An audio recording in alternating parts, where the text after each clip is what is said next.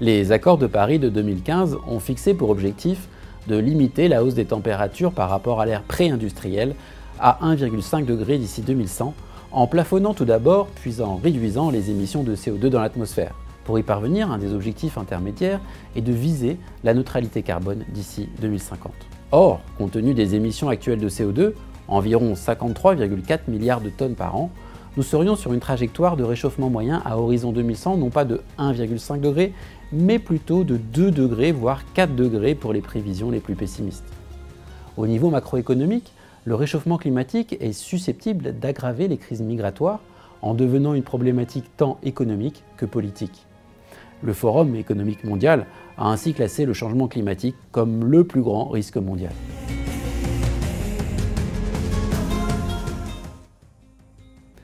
Une première approche consiste à exclure de son portefeuille les activités fortement émettrices de CO2, que ce soit le pétrole, l'extraction de charbon, le transport, la chimie.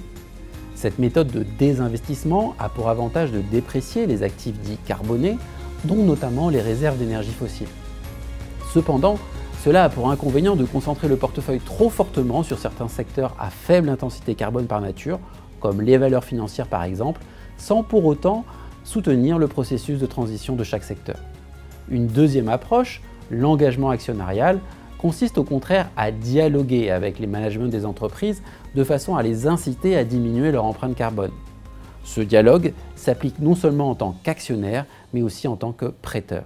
Enfin, une troisième approche est la démarche positive d'investir pour le climat qui consiste à financer les entreprises qui, elles, facilitent la transition énergétique.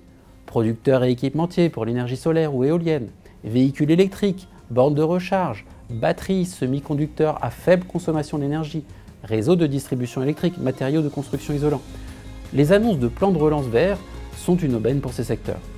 Mais si le changement climatique constitue un souci éthique pour certains ou une opportunité d'investissement pour d'autres, c'est également une source de risque financier pour l'investisseur. C'est un risque physique et juridique sur les actifs des entreprises.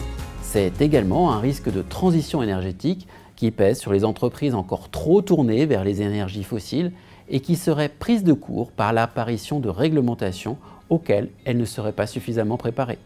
L'investissement devient ainsi un facteur important pour atténuer l'impact négatif de l'activité humaine sur le climat en choisissant de financer ou non les investissements décarbonés des entreprises.